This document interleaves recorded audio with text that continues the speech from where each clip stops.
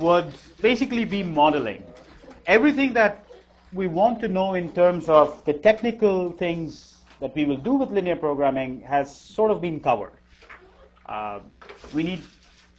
And now the rest of the stuff that we were talking about in this class on linear programming is how to use it in various scenarios, and how can you get benefits out of the things that we already know to get answers to questions that show up in different ways, in disguised forms, which are really linear programming but don't quite look like one. So the first thing that I'm going to be talking about is this Lakefield Corporation's oil trading desk example. I won't go through all the details, and I'm sure the people back there can't possibly read it either. So the basic story of this problem is that there are 10 different kinds of fuels that are being sold in the market. And the sort of operative story behind this example comes from this paragraph over here. The prices of various oil products tend to move together for long periods of time, but since finished oil products are refined from crude oil, the prices of all finished products tend to rise if the price goes up. Because finished oil products are not perfect substitutes, the price of individual products do not move in lockstep.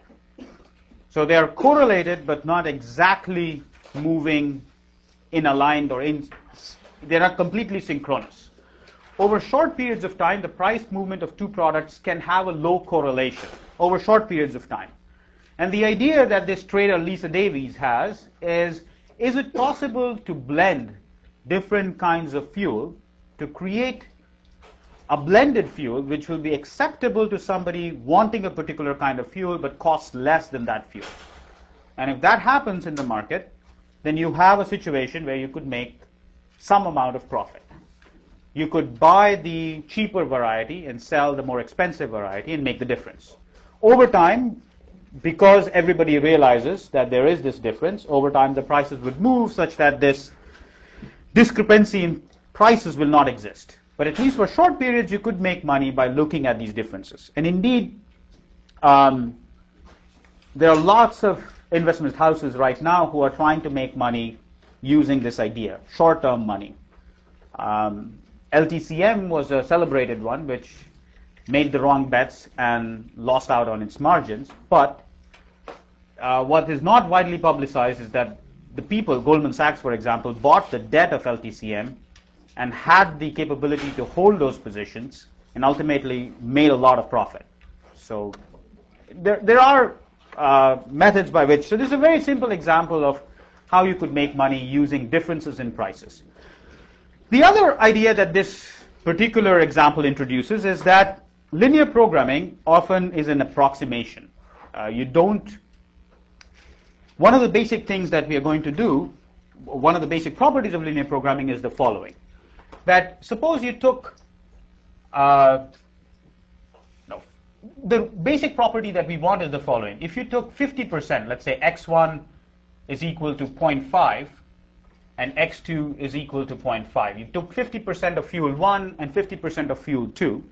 And whatever be the property, let's say one of the property that these guys are going to be concerned about is boiling point or ignition point or something like that. Let's see. Flash point. So one of the properties that they're talking about is flash point. So if I want to be able to use linear programming,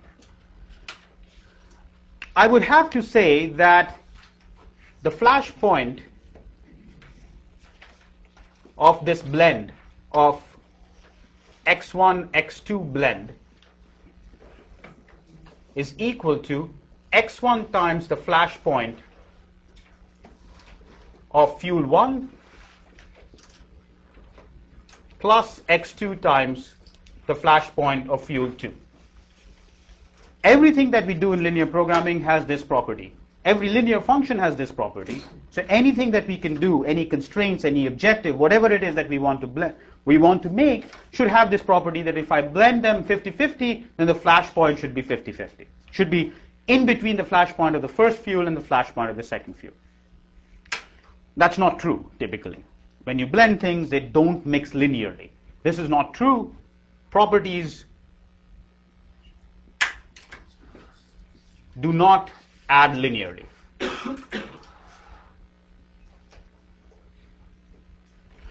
And if you look at this table, the first table, so I would encourage you to read this document. Where did it go? It's right here. This is the various properties that Lisa Davies is interested in. I don't remember what API stands for. Viscosity, the sulfur content, flash point, and the price. But if you blend these things, you don't get, if you blend 50% of this fuel and 50% of that fuel, you cannot predict what's happening to the flash point. So if I insist on using linear programming, what I have to do is somehow transform my properties into some other set of properties that do blend linearly. So typically in linear programming, one might have to do some approximation.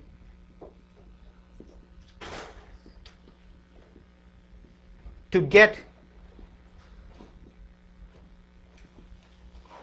linear interpolation or linear blending. When we talk about nonlinear programming, we'll see that we will, again, because linear programs are so simple, we're going to try to do some approximation to the nonlinear program to get a linear program. One simple way is to do the following. Suppose you've got a nonlinear function f of x1 up through x10. You could just take the first order Taylor series expansion. You could say that this is the value at some particular value of these blends plus the gradient evaluated at that point transpose x minus x bar. Approximate. So this part here is clearly a linear function. So if I had a constraint which said f of x1 up through x10 is less than equal to some number b, then I could approximate that by saying that the gradient of f at x bar transpose x minus x bar is less than equal to b minus f of x bar. So this is a linear approximation.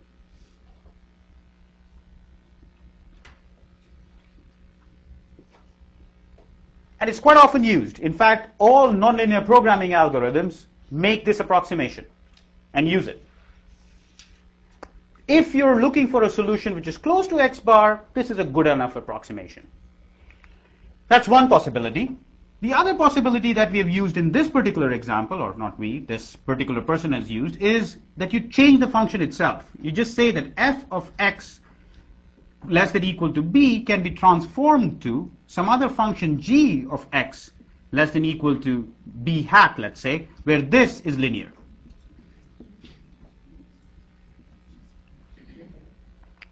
How do you get this g function?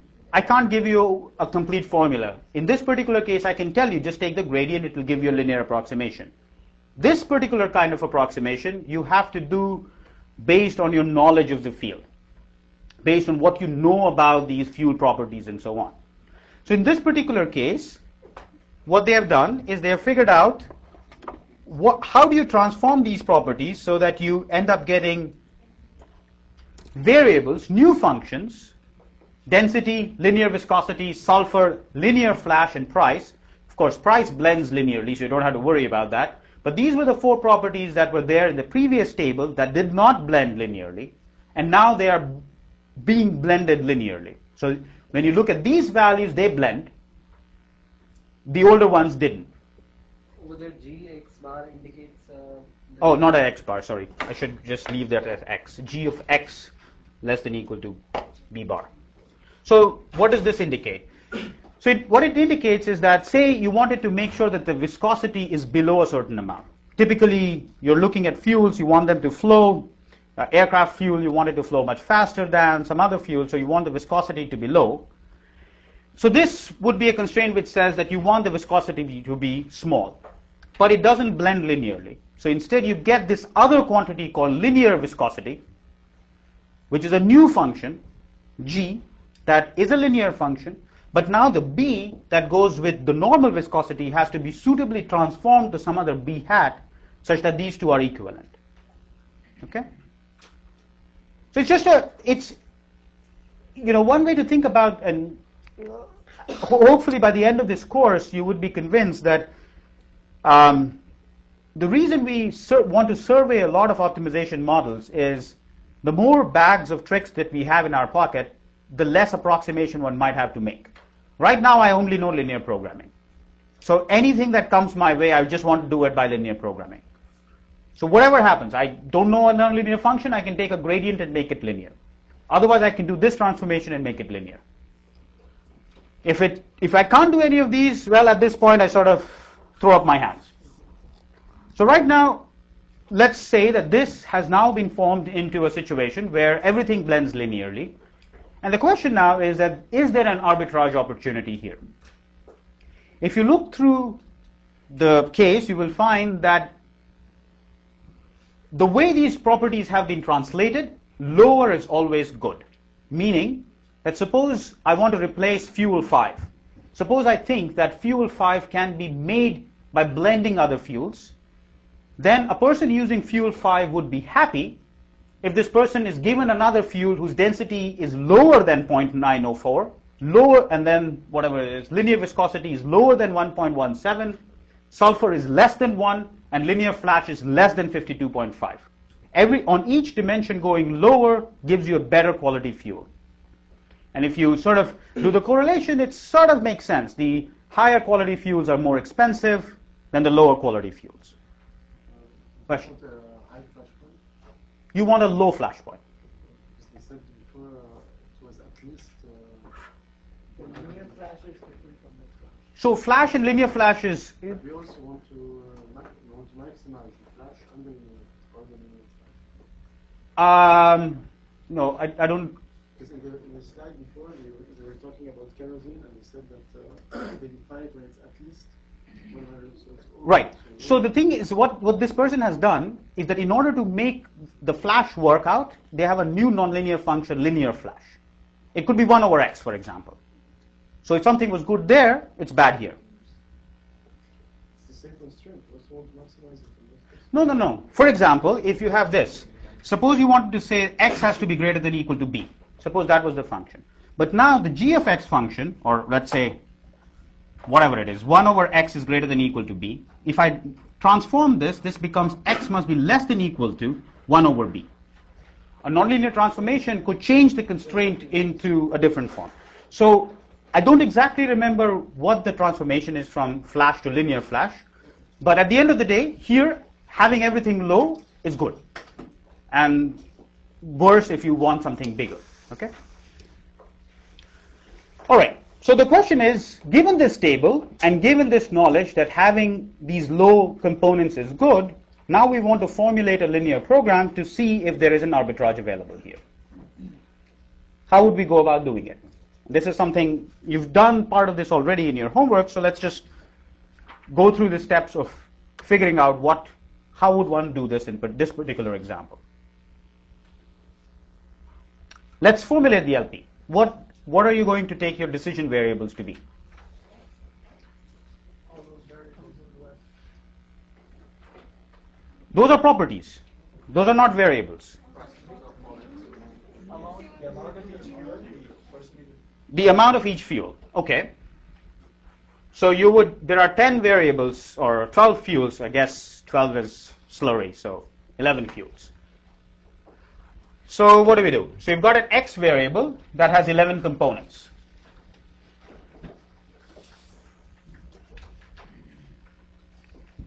What else? How would we now formulate the problem? Let's say that this entire table, except for the price, is available to us as a matrix. So I'm going to say that A matrix is the first 4 rows.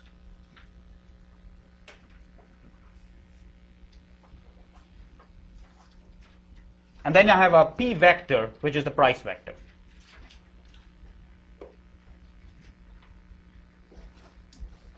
So this guy, this A matrix, lives in 4 rows and 11 columns. This lives in 11 rows. It's a column vector with 11 components. Now what do we do with these decision variables? What do we want to do?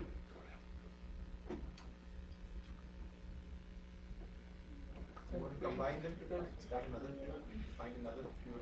One of the fuels here would have to be be replaced by a combination of the other fuels. Right. So one of the fuels is going to be replaced by a combination of other fuels. So how do I formulate that LP? Yes? Don't you want to minimize the price vector times the x vector? Subject to, yes, I want to minimize it, yes, that's absolutely right. Subject to what? Minimize P transpose X, subject to what conditions? Subject to all these properties should be less than equal to what the properties of the fuel are. So AX is what? Less than equal to the vector of that particular fuel, the first four. But of which, so that means we'll have to go, so first of all, it appears, does everybody agree that it appears that we'll have to go fuel by fuel? Yes. We'll have to check fuel by fuel and see if a particular fuel can be replaced by a combination of other fuels which is cheaper. So let's formulate this problem of, I'm going to replace, at this point, this is my A, P, and I'm going to replace fuel K. And just to make things concrete, let's say K is equal to 5. I'm going to replace fuel 5. So since I'm going to be doing this using a spreadsheet, what I want to do is formulate an LP which is not formulated for this particular fuel, but something that's standard, and I just change one variable. And then that's it, I'm done. If you put in the stack any of the fuels in, which do not remove any of the fuels, if it's not optimal to substitute the fuel, that fuel will remain in the optimization program as it will be just a single fuel. Like if you want to replace 5 with a combination of everything else, Yes. then if you leave 5 in the optimizing the objective functions, then just 5 would be left behind when it gets. So I'm not so much worried about the objective function. It's reasonably simple. I can figure it out. I'm more constrained about what constraint should I put. It will be AX less than a column vector given by AK. Right. Instead, what I'm going to do is set it equal to 0. Okay. Because my x is full dimensional, and I'm just going to set xk equal to -1. It's the same thing. Why? Because in Excel, if I'm trying to solve this thing, if I have to keep changing my column vector every time, I have to write too many things. Exactly the same idea. So this is the same thing as saying A of x1, x4, x6, x11 is equal to A5. So this thing is just telling me exactly the same thing as this.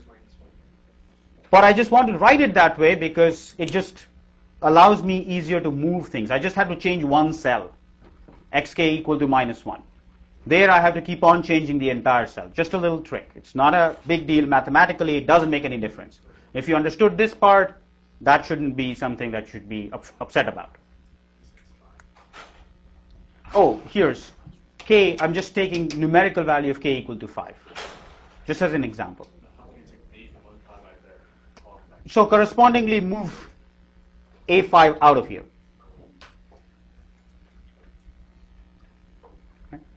And that's why, because I have to do all of these various changes, I'm going to be testing this for different fuels, and if I have to use this idea of putting A5 on this side, I have to change that matrix and do all of this junk. So I'd rather just put a variable equal to -1. So that goes away. What other constraint do I have? Do I have any other constraint on this problem? Other than the properties? It should be less than equal to 0 or equals to 0. Why should I care? I mean, I just went about saying that if I give you a better fuel, you'll accept it. So that's why I was telling you that going down on the properties is good. So if I gave the person a fuel which is better than the fuel he was buying in the market, he should be happy. Any other constraint that's left over? Something that's not, it's not there in that table, but it should physically exist.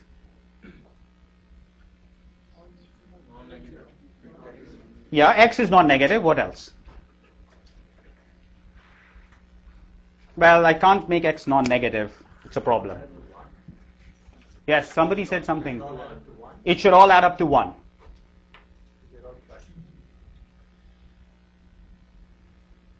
Or in this particular case, 0.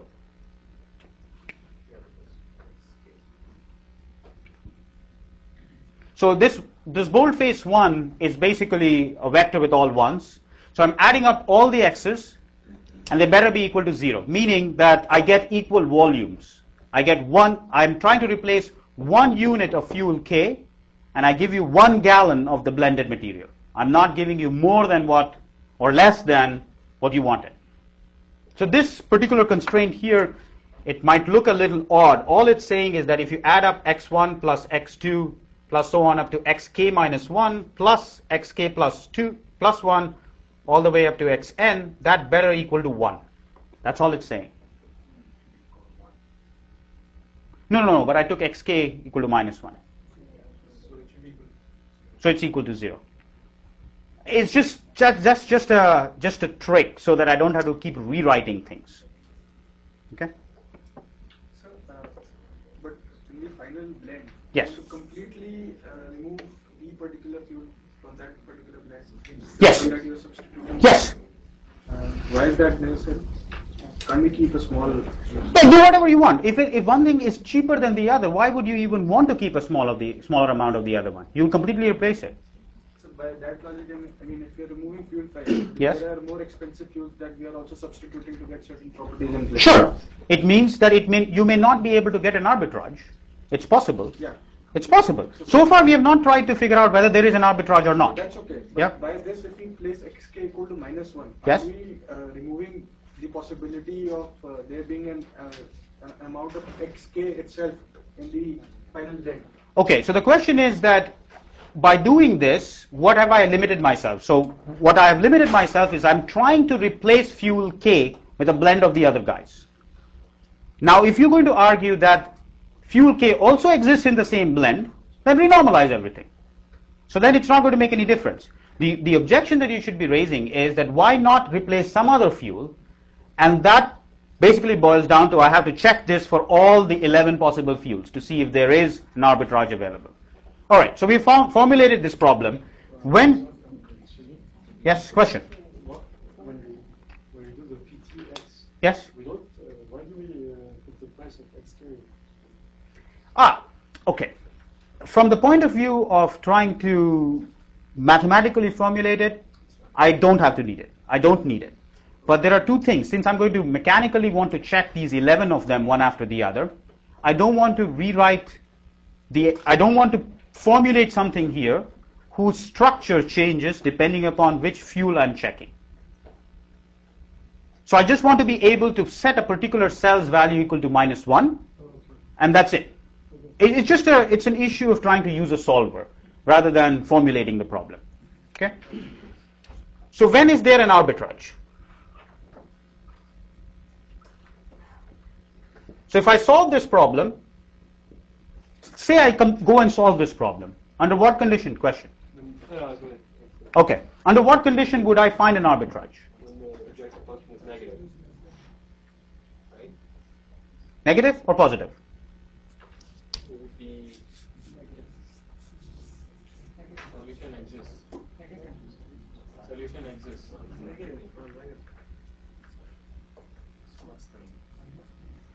So if what happens if something is negative? It means that the price of K was more than the price of the other things combined. Yes. So the price of so if the value of this turns out to be, if the optimum value is less than 0, it implies that sum of I not equal to K, Pi x star I minus Pk is less than 0, which implies that sum of I not equal to K, Pi x star I is less than Pk. Right? So that's all I'm trying to do.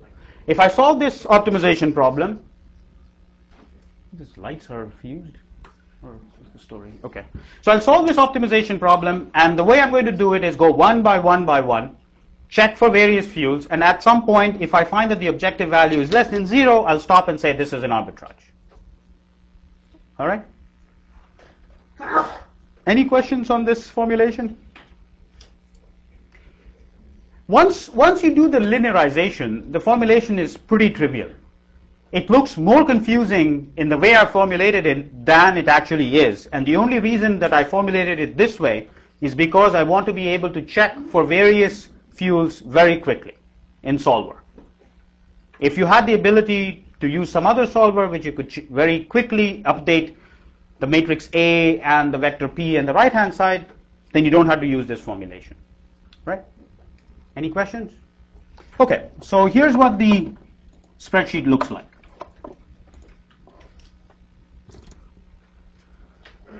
Here are all the properties sitting over here, and then down below is the volume, which was this constraint. Sum of all x's must equal 0. The right hand side, wherever it is, it's right here. So the first 4 constraints, I'm happy if I get something lower than what I started with. And the last one, it better be equal to 0. I exactly have to match volume. That's this constraint. And I'm just going to try to see whether this works out. So here are the variables. Let's clear these variables.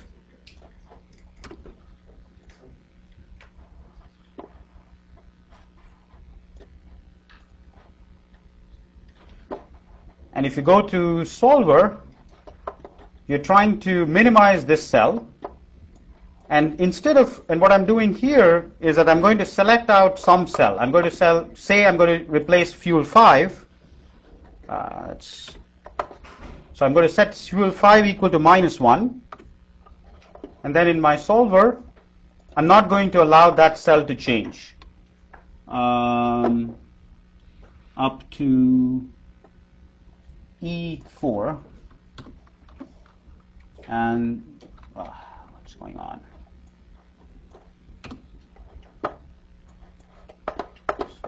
Let's just go over here. I'm going to allow the cells from there until this point to change, and then I'm going to allow the fuel from this point on to 11 to change.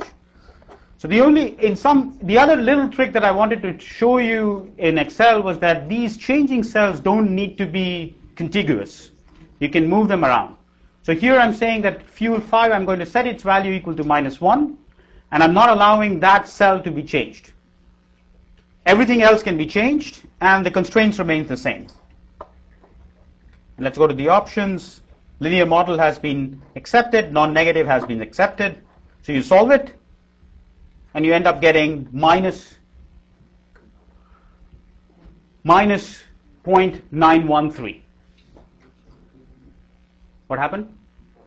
But what happened here is that this left-hand side, it could not find a feasible solution, meaning that it could not combine the other fuels other than fuel 5 to combine and get a fuel which satisfies these constraints. Gets a property which is better than fuel 5's property. So in this particular example, I think fuel 4 is the answer. And if you guys had worked with the Excel spreadsheet that was posted earlier, no, let's put a fuel 4, just double check it. And so I allow up to D4 and F4.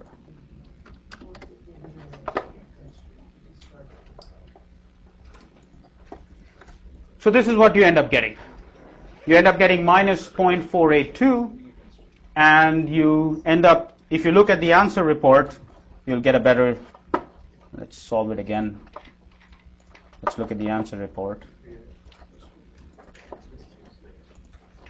And where is it?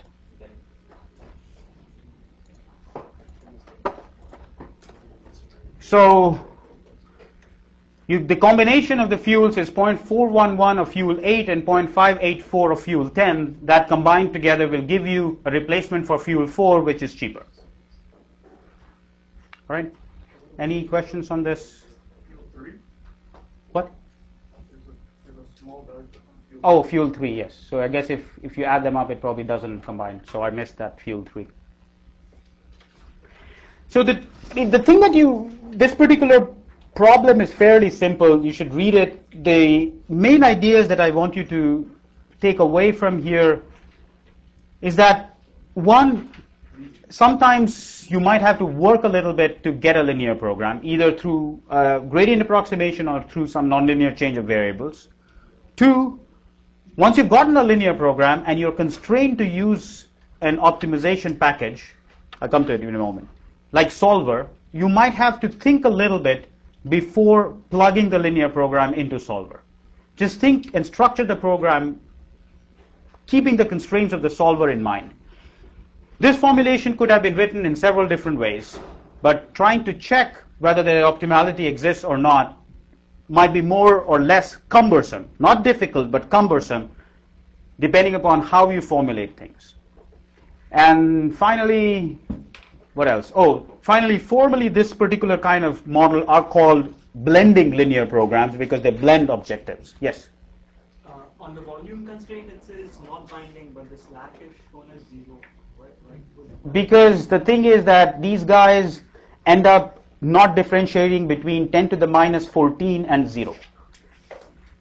If you look at what this slack turns out to be, is that there is a rounding error. It's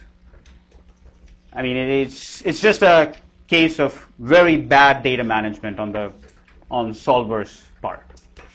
It's a good solve. I mean, overall, it does things. There are other weird things that will happen as we go along the course. Things of that nature. Question back there? What? What is the question? Okay, the question was, on a volume constraint, it says slack equal to 0, and yet it says non-binding. So these two values, when Solver is trying to portray them here, they're getting it from two different places, and it doesn't differentiate its point at which it calls something 0. When it displays this versus that is different. Question back there? I just wanted to know about the transformation that you did. I didn't do it. I Lisa Davis did that's it. The thing. Yes. So, but it was automatically given to you. Yes. But later on, we'd have to solve it on our own. Yes. But in this course, no. In this course, you'll be expected to know this, that you can get a gradient approximation.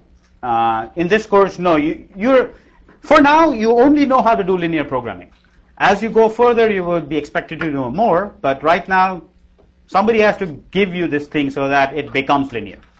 And if it becomes linear, then you should be able to formulate it. Any other questions? All right, so blending models come in this variety. Typically, and we'll see again one later on, which is called a time-structured LP, but it's really a blending model. This particular model, you've got a number of different activities that you could do. You're blending them together to satisfy some constraints. In the earlier model that we talked about with these ales and beer, that's in the literature is called an assignment model, because what you're trying to do is you've got a limited amount of resources, and you're trying to assign them to two different activities that you could possibly do. All right. This picture on my website is really apt. I need to do one of these jumps at some point. Okay. Next thing that we like to do is this example of a nurse scheduling problem. Look through this. It's all the Excel files and everything is on the web, so you can take a look at it. And where is my example now? Okay. This kind of example starts showing up.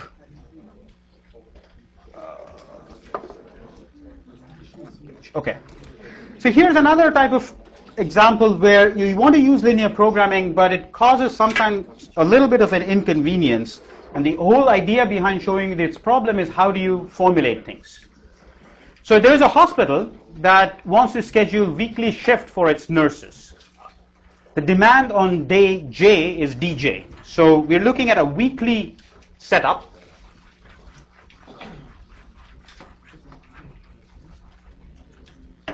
So the demands are D1 for Monday, D2 for Tuesday, D3 for Wednesday, 4, 5, 6, and 7.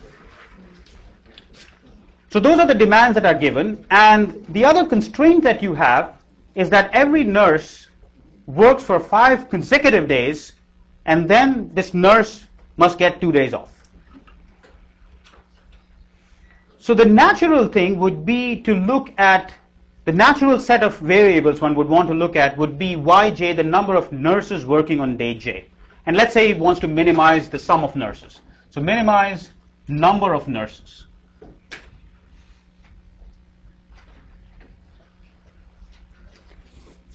So that's the problem. Every nurse costs a certain amount of money in terms of salary, benefits, whatever it is, and you want to minimize the number of nurses that you need to hire to meet the demand. The easiest thing that one would like to formulate this problem is using this variable's Yj, which is the number of nurses that are working on a particular day. The problem with that is that you can write the objective very easily. This is just sum of Yj, j going from 1 through 7. But the problem comes in is how do you represent the constraints that every nurse must work 5 days consecutively using these variables. So a decision variable should be able to represent not only the objective function but also the constraints. Last time we used xj is the fraction of fuel that we'll be using. We represented the objective, then we represented the constraints, and we solved for the x's. Here we want to solve for the y's. But the y's cannot be used, so you've got a problem. So the trick that is used in these operations, these kinds of examples, and this particular LP is called an operational LP, is to define xj to be the number of nurses who begin their 5-day shift on day j. It's just a different formulation. Now, if I use that, what is the objective? If I take that to be my decision variable, what will be, if I just want to minimize the number of nurses using this as the decision variable, what would be the objective function?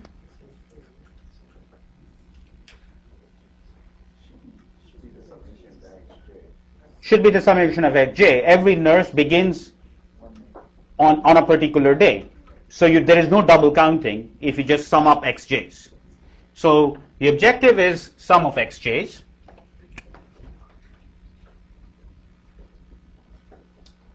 And what about the constraints now? What will be the constraint for, say, the demand for Monday? How would the constraints look like? So the constraint basically says is that dj is the number of nurses, d1 is the number of nurses that you need on Monday. So the constraint should be how many are there available to work on that day. Clearly x1 is available. The nurses who start their work on Monday clearly are available. Who else is available? X4 through 7.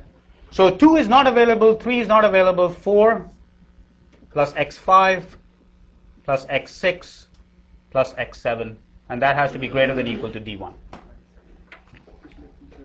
So what happened is that this is a weekly setup. So x1 is available all the way down up to Friday and not available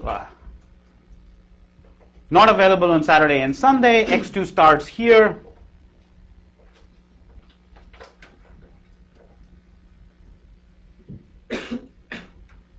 x3 starts the next day, and so on. So it's just, and then it flips over back and comes from the previous week to the next one. Okay. The idea behind this, showing you this LP, is that this kind of a formulation is helpful when you are forced to take the same decision over an extended period of time.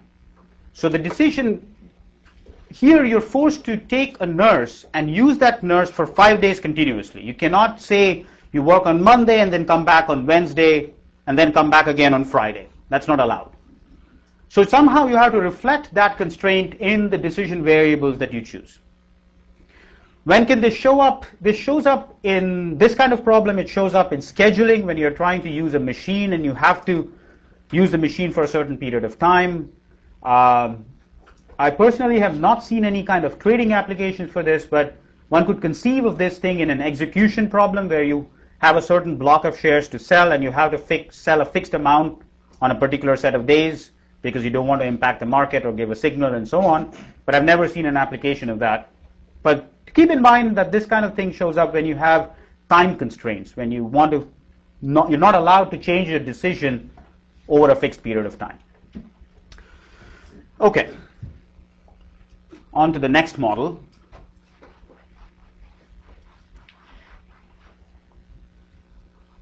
The next one is a pretty straightforward model, and we're going to actually complicate our lives a little bit more to show you what's happening there. So what have we done so far? We've done these assignment models. I personally think that remembering these model names is more confusing than actually modeling directly, but some people find it helpful, so I'm just going to put it down. So this one was the corn hops example. This one was the oil example. The next one that we just did was the operational models. And this one is the nurse problem. And I think in the homework that's going to be handed out this week, we'll have a police scheduling problem.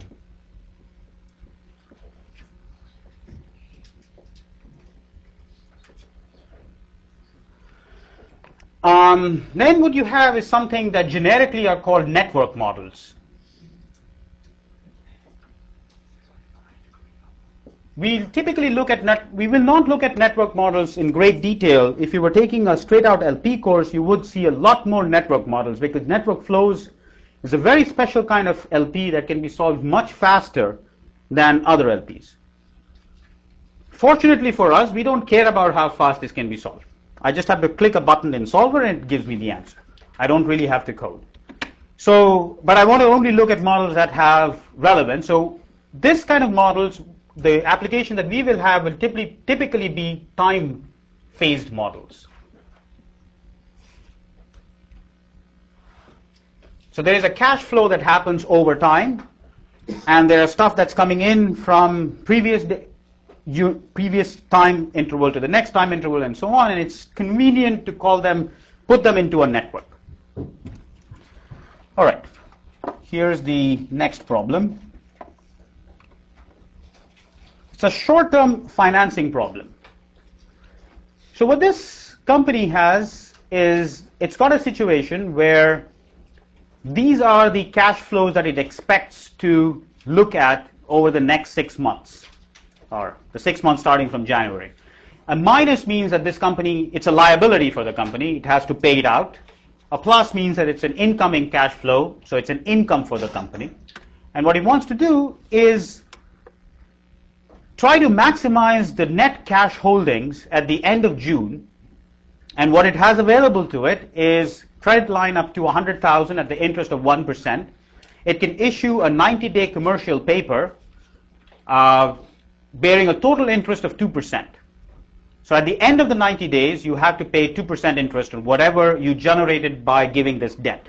Commercial paper is debt. You go and sell debt in the market, get money, invest that into your cash flow, and then at the end you have to pay the interest and redeem this thing. You can have, and the excess funds that you generate can be invested at an interest of 0.3% per month, like whatever excess cash you generate. All right? So 2% is total, 0.3 is per month, and this is also per month. 1% per month is the amount by which it can generate a line from a bank. It can get money from the bank. And this is what this company wants to answer. How to maximize the cash availability at the end of June?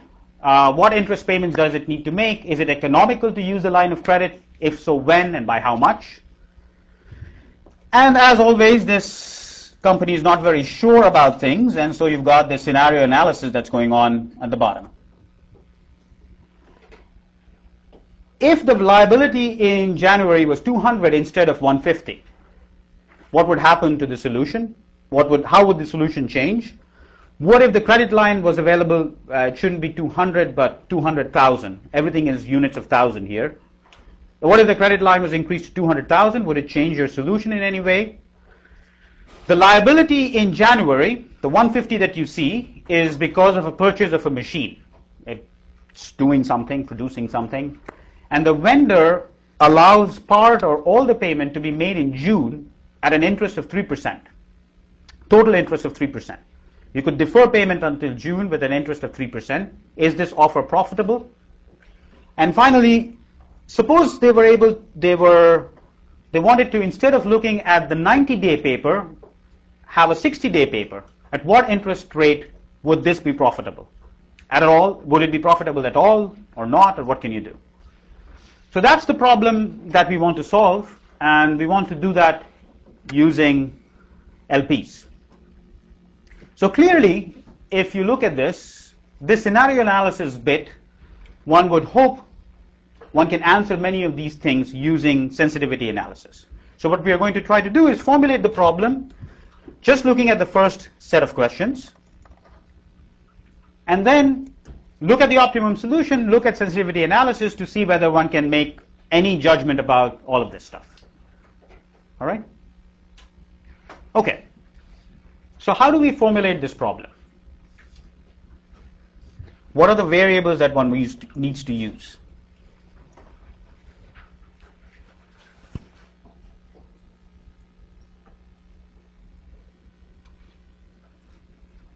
Any ideas about how one would go about formulating this problem? In this particular case, the variables are sort of like screaming out at you. I mean, it's just telling you what are the variables that you need to use. Borrowing per month. So first set of variables is whatever, let's call it line of credit or credit. How many such variables would exist? 6 months you have to clean up your shop. 5. So X1, X2, up to X5. Why? Because in the 6th month you have to pay up your interest, and that's the end of the problem. We'll come back to this formulation in a little bit again and see what can be done better. What other variables do you want? Amount of commercial paper.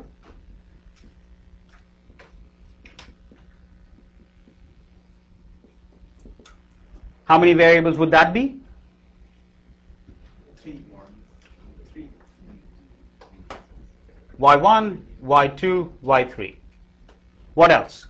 Any other variables? The investments. Investments or excess cash. You don't need that as a variable, but let's put it in there anyway. How many of those? That's just same as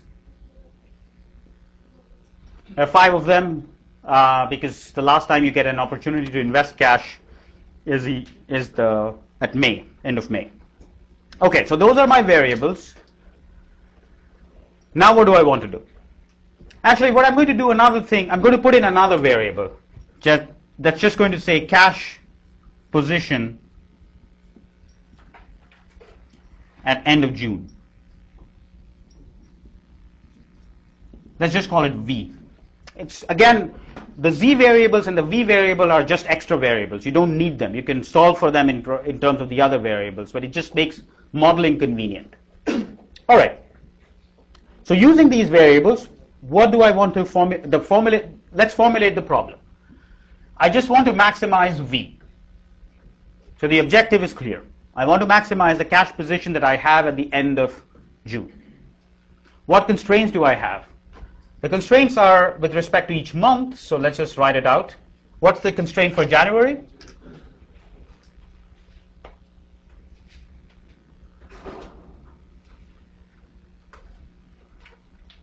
Line of credit plus V commercial paper should be greater than equal to 150. X1 plus Y1.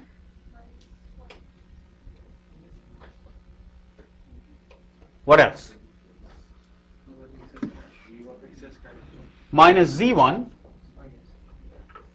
is equal to 150. X1 is the money that you raised using your line of credit. Y1 is the money that you raised using the line of credit, the commercial paper. Z1 is whatever you decided to invest. The money left over must be equal to the liability, which is 150. What about for February?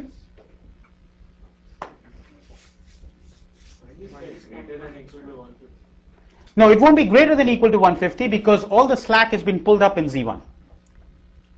I would never want to keep any more cash. Now, returning, so the question was that shouldn't this be greater than equal to 150? I would not call it I'll make it equal to 150 because I'll pick up the extra cash in Z1. But another way to look at it is to have this constraint and the difference be the amount of cash that's going to be left over invested, which means I can remove the Z1 variable. I don't need it. Formulation becomes simpler. So there is this thing that one should keep in mind that when formulating LPs, sometimes having more variables is good. It gives a good meaning to the entire thing, but it also makes the LP harder to solve. You've got more variables, it takes it longer. But you have to decide that one shouldn't necessarily skimp in terms of variables because interpretability is more important. One of the reasons why it's important is that when you don't have a variable, you don't have a reduced cost. If you don't have a reduced cost, you can't make sensitivity analysis with respect to that variable. So that's another reason from the point of view of complete modeling why you should leave variables in there. Okay, what about February? Once we know February, I think we are set. We can just decide what happens to the rest of them. Or rather, March. Probably March is better, or is it April? Yeah, let's try for April. Yeah. What happens to April?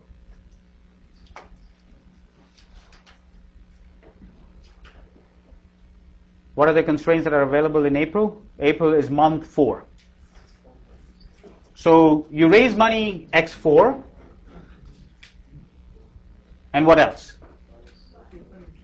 Minus you paid 1.01 X3. What else?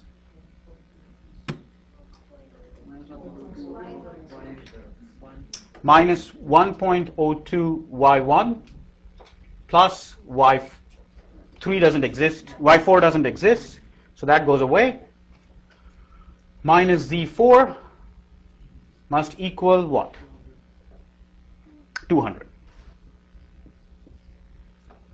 You're just keeping track of this. It's not, once you've figured out what the variables are, this is pretty simple. What you're saying here is this is the money that you're raising using your line of credit. From the previous month when you had raised X3 as your line of credit, you want to pay that off. In reality, you will not pay off this X3, but it's just easier to keep track of what is happening. Since there is no transaction cost here to paying off and reborrowing, it doesn't really make a difference. Let's just pretend as if we just borrow it for 1 month, return it back to the bank, go borrow it again for 1 month and keep going.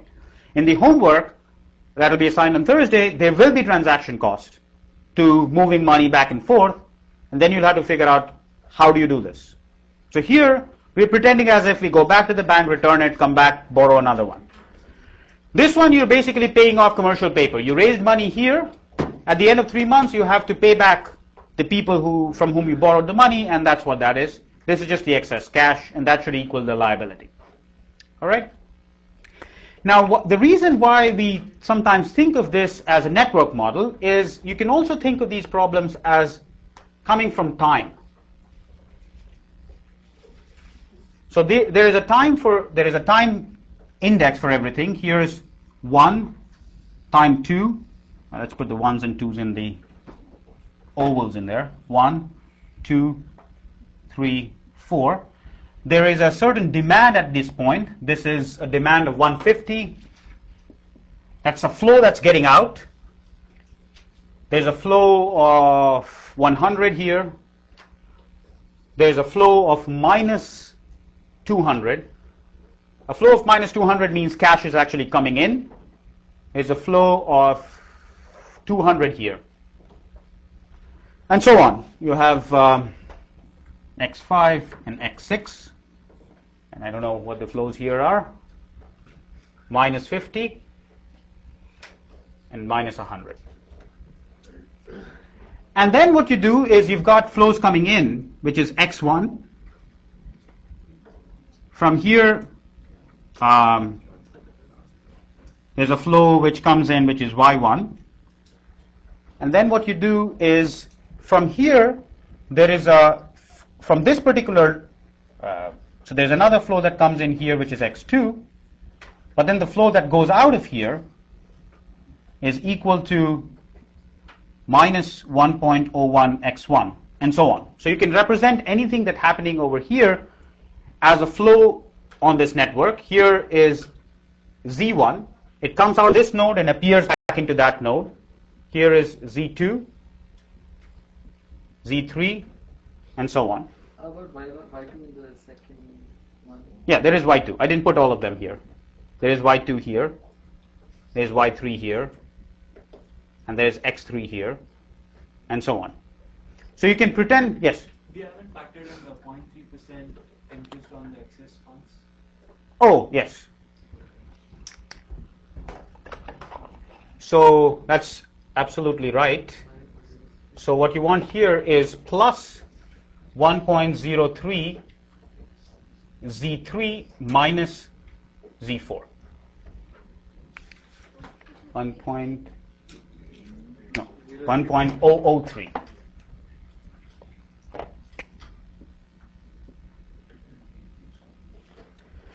So again, I'm using the same convention that when I'm having the excess fund, I'm going to pull back the excess fund, get the money available right now, and reinvest Z4 out there. So since there are no transaction costs, I can pretend that I will put it in there, pull it out, redecide what I want, put it back there month by month. So one of the things that you should immediately start to think about is that one of the big problems that transaction cost causes to all of these kinds of modeling is now you have a variable for every, you have to keep track of when did you invest.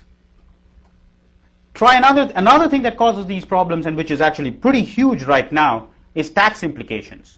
When you buy something and you try to sell it within if the sale is considered a short-term sale versus a long-term sale, there is a time issue which changes the cost of it. Here, the only way the transaction cost is going to change things is that, suppose I needed money over here, but somehow the cost here was cheaper than the cost there, everything gets correlated. We now have to make decisions which are far, far away based on the cost in the intervening period. Right now, I don't care. There's no transaction cost. I can simply just pretend as if every day I go to the bank, put the money in, pull the money out, put the money in, and so on. That's not practical, and one would have to figure out some way to do it. So a sort of a simpler variety of transaction cost, you'll deal with it in your homework. More complicated varieties, we'll come to it probably when we talk about integer programming, because that's the place where you can model it perfectly. Question? You don't consider transaction cost. Is that the reason in the April calculation there is no x1 and x2 deducted? Yes. But in the figure, drawing there should be a flow of x1 into the second node. No. There should be a flow. There's an outflow of minus. Oh, sorry. Yeah, there's an outflow of minus 1.01. But you all drawing coming in. The direction that you draw should be consistent. Why should it be consistent? It doesn't matter. It doesn't matter. I mean, I should be the numbers that I put in there should be consistent with what I'm doing, rather than. Oh, I see what you're saying. You're saying that this should be arrowed in. Fine. Okay. So from the point, I mean, the one thing that we'll come back to this in a moment, but one thing that one has to be, it doesn't add really much to the modeling. It graphically tells you something that's happening. In solving these problems, at least we will never be using the fact that these networks have interesting properties. Even if you look at this network, the moment you start having gains and losses, all the network flow algorithms die. So in this particular case, when Z1 moves from here to there, the flow that starts off from here is Z1, the flow that ends up here is 1.003 Z1. So there are gains and losses that are happening in this graph, so network algorithms don't work. So the only reason why one would want to think of it if it helps you to model. If it doesn't, just don't bother with it. For me, it's easier for me to just think in terms of equations rather than this thing. I have a terrible time keeping track of which flows are coming in and out. But if that's convenient for you, do it. Okay. Then that would be a disconnected graph. Which one? Because you're getting C1 flowing out and 1.0. It's not a disconnected graph. It's a network flow with gains and losses. That's a separate kind of network flow problem. And the way they put it is typically they put an edge and put a gain factor on it. So any flow that starts off from here comes into the other one with a gain. So there is flow conservation at the nodes, but there is gains on the arcs. It's a special network flow which shows up only in this kind of monetary transactions, when you can inflate things. Or another place where it shows up is in compressible flows. If you can increase the pressure to reduce the amount of liquid that's coming up on the other side. But in practice, it's never, you just solve it as an LP. There's nothing you can do more. Okay. Now let's try to solve this and try to see if we can answer questions. And here's the Excel file. And here is the LP. Not very beautiful looking LP. So what do I have here? X1 through X5 are my variables up there. Those are the variables that those are the loan variables. Y1 to Y3 are the variables that correspond to the line of credit the commercial paper that I'm writing, and Z1 through Z5 are the excess variables. V is the value at the end of June. So what did I do here? So what I'm trying to do is maximize certain thing. So the constraints are sitting down here. It's saying that if I take x1, so the first one, it says x1 plus y1 minus z1 is equal to 150. Or did I make it equal to or less than equal to? I just said equal to. It doesn't really matter. And this February one, the x1 has to be paid back. I can borrow x2. I can borrow y2. I get 1.003 times z1, and I get minus z2. That should be equal to 100. Okay, and so on. And the April constraint should look like what we just computed over here. The April constraint says that that's an error over there. It should not be 1. It should be 1.01. Unless magically it corrects itself. So the April constraint says that minus 1.01 times x3 plus x4 minus 1.02 times y1 plus 1.003 times z3 minus z4 should be equal to 200. Okay? That's this constraint and so on. And then there is a constraint on the line of credit which says that you cannot borrow more than 100, which is down here. It just says that x1 must be less than 100, x2 must be less than 100, x3 must be less than 100, and so on. So let's solve it, and if you solve it, you end up getting this as your answer report. You can check out what solver looks like for this. It's posted online. The profit V is 92.496 thousands of dollars. You use your line of credit in February. You do generate all your money by issuing paper in January. You generate more paper in February and March. You put money in March, and at other places you don't have excess cash. And then the line of credit constraint, except for it's not binding anywhere. And again, you have the same issue of 0 versus slack being 0. Okay, so it's not binding. These are the line of credit constraints. It's not binding anywhere. There's a slack of 100, 49, 100, 100, 100. Right? Now let's see if I can actually do this in 2 screens so that we can answer questions.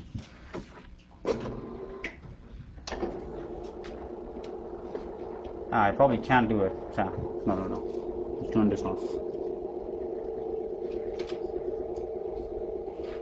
I just realized. Oh. This is. Just realized that I can't project two different materials on the two different projectors. So there's no point worrying about this one. It would have been nice to do that.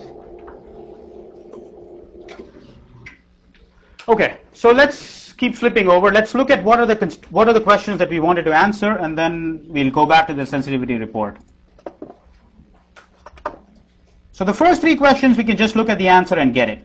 Now let's try to answer these questions. Let's put it up there, and we'll write the questions down and then go back to the sensitivity report.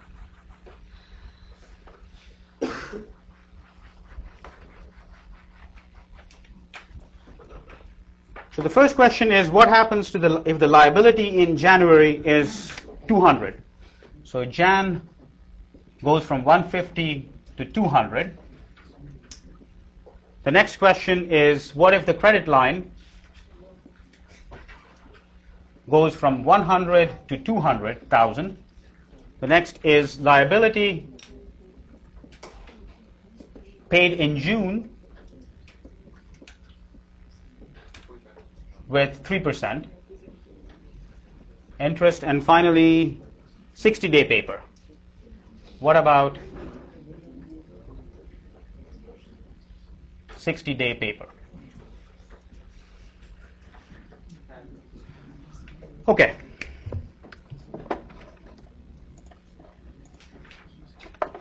So here's the sensitivity report. Let's try answering these questions. So the first one is, if the January constraint goes from 150 to 200, what happens to my overall solution? What happens to my profit? How do I go about answering that question? The shadow price. The shadow price for the January constraint is what? Minus. Is that? So the allowable increase is 50.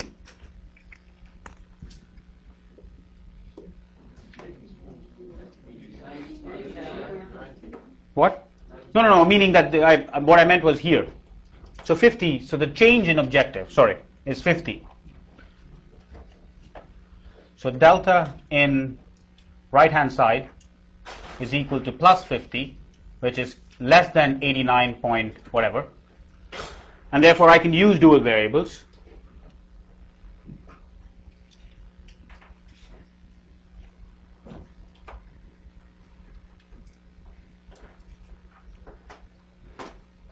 Now comes a bit annoying thing here. I'm a little perplexed as to why this happened this way, but we'll see.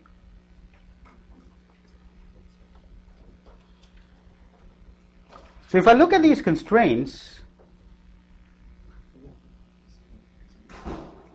so the January constraint has gone up, will have to be 200 instead of 150. So what will be the change in my objective value? So the delta in V is going to be what?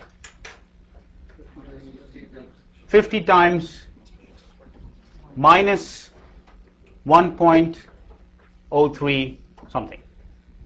So that gives you the answer. Does this answer make sense? Do you think that if I change the liability, my profit should go down? Yes. Your investment available for you is down, so it should go down. Okay.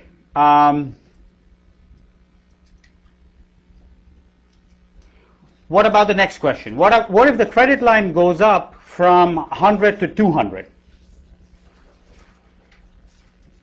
This shows you something annoying. I mean, this table was created to show something annoying about Excel. So if you look at this sensitivity report, can you answer this question?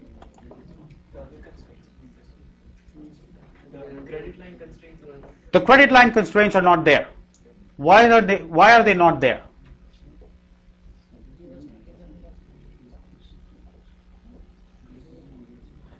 So in order to answer this question, what is happening here? The right-hand side of the credit line constraints are missing. Yes?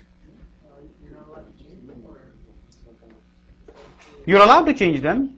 But the same argument would hold for these guys too, right? They considered as variable constraints instead of main constraints. So the bizarre thing about Excel is that unless you give it a name,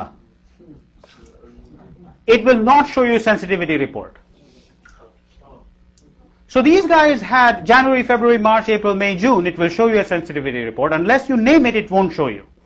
So when you're modeling something, be sure and name the things that you want the sensitivity report to show up.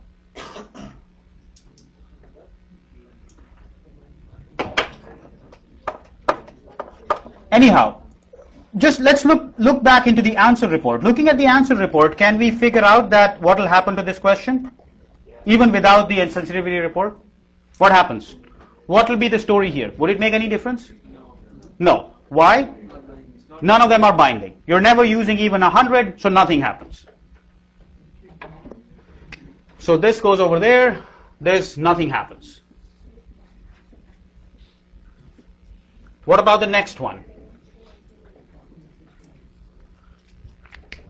Let's go back to sensitivity report for that. How about if the liability, which is in January, if I could pay that in June at 3%, should I accept it or should I not accept it? How would I answer this question using this sensitivity report?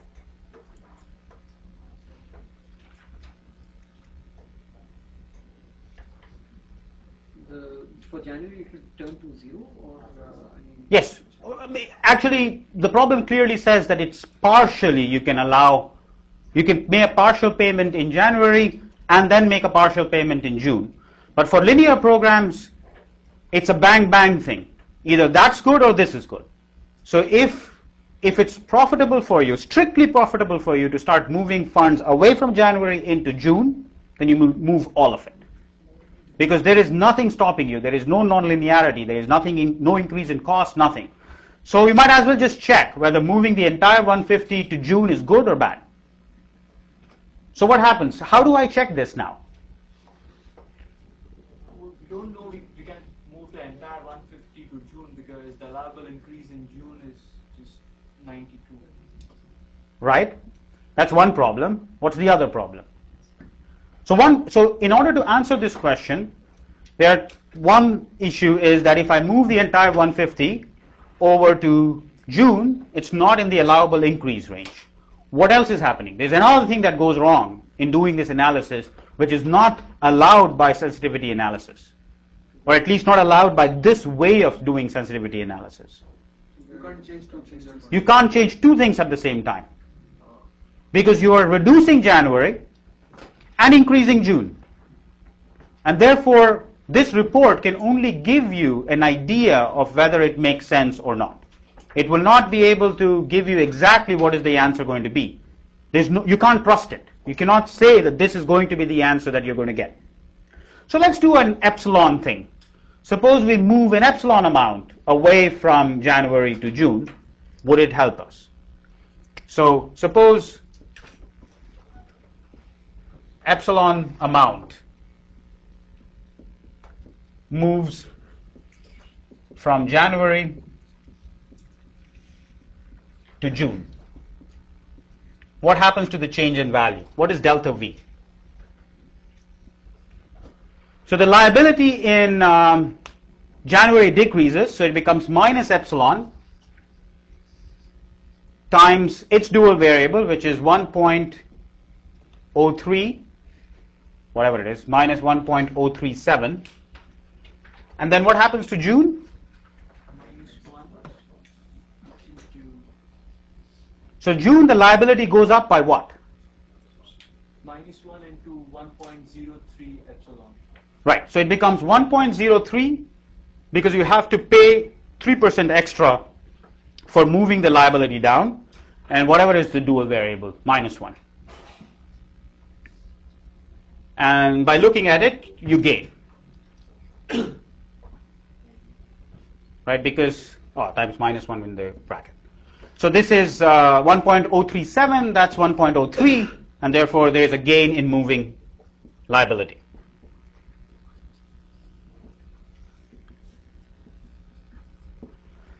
In order to get the right answer, you will have to move the liability over and see whether it makes any sense. Okay?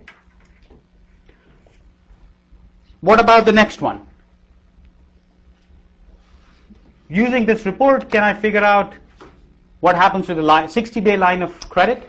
Would it be interesting to give a 60-day line of credit? I think the question actually was at what interest?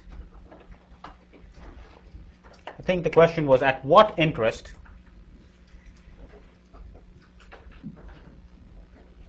would 60-day line of credit be interesting?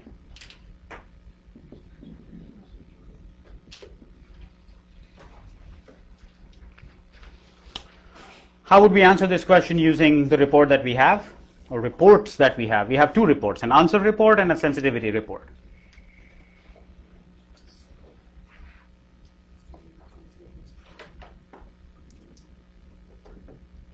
The second one, we used our line of credit, so probably we could fit in the 60-day paper with their issuing it right at the start, but obviously you need to check it through.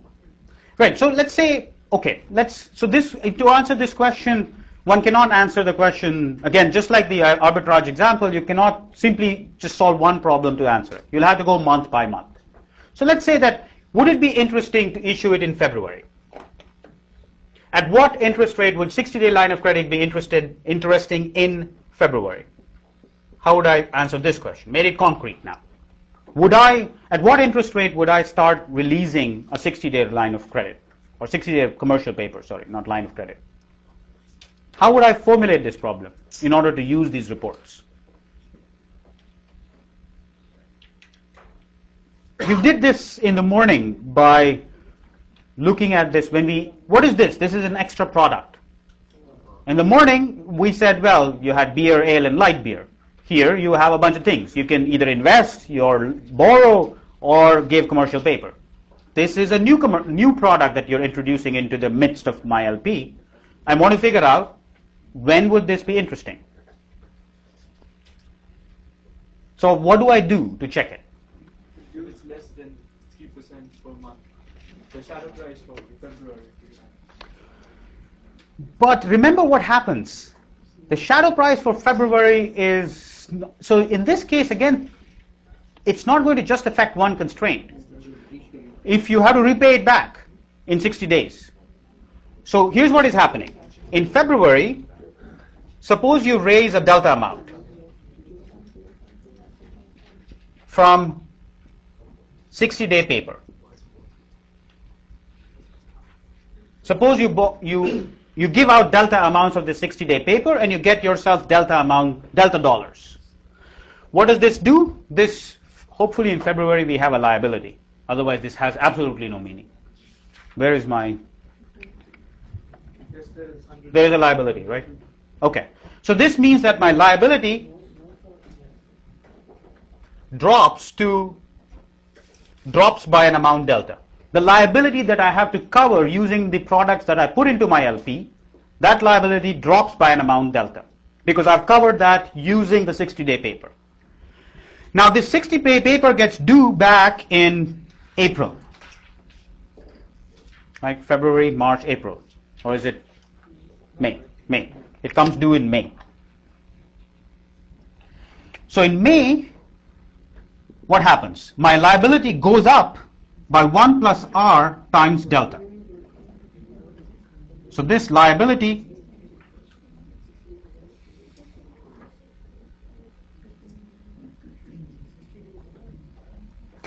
what is February to March, March to, yeah, this is April. Right? So this is what is happening. I'm basically, by doing this 60-day line of credit, I'm pushing my liabilities forward.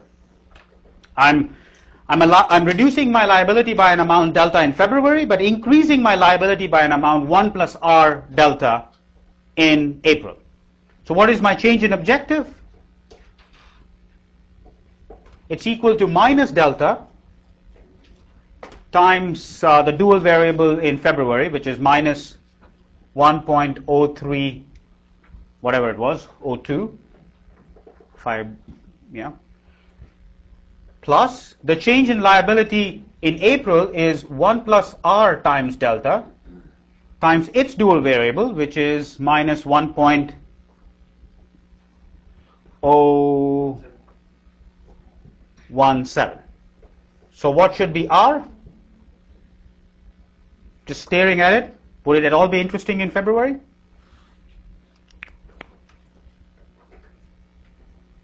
Yeah?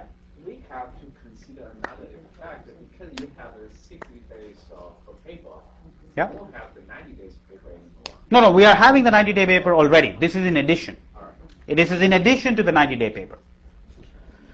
What should be R? R should be less than 0. I mean, R should be less than 0 in order for this to work out. Because 1.03, no.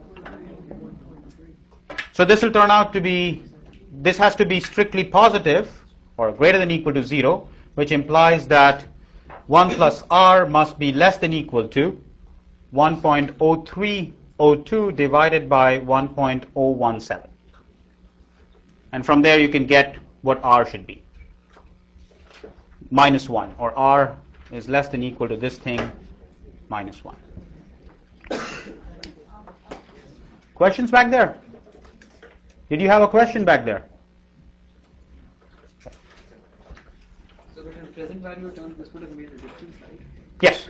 Everything here, we are assuming that all of these things are sort of in the future. We are not looking at present value dollars at all. Okay. All right. What time do we have? Oh, we are over time. All right. So the things that I want you to remember from the two sessions that we did today was formulation of the different kinds of LPs, and this notion that the shadow prices and the reduced costs. We didn't talk about the reduced costs in this particular example. I mean, we could look at a particular case and figure it out, but it's very important to not think of these shadow prices simply as something that's attached to a constraint.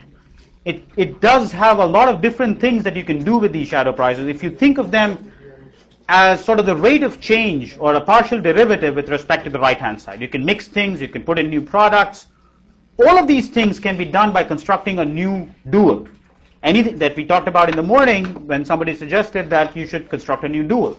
You could have done that in this particular case too. But it's just easier to think in terms of constraints changing and shadow prices being multiplied rather than constructing a new dual. Particularly if somebody gives you a spreadsheet. I can never go back from spreadsheet to a mathematical formulation. I can go one way. So it's easier to think in these terms and make a judgment. All right, so we'll meet on Thursday.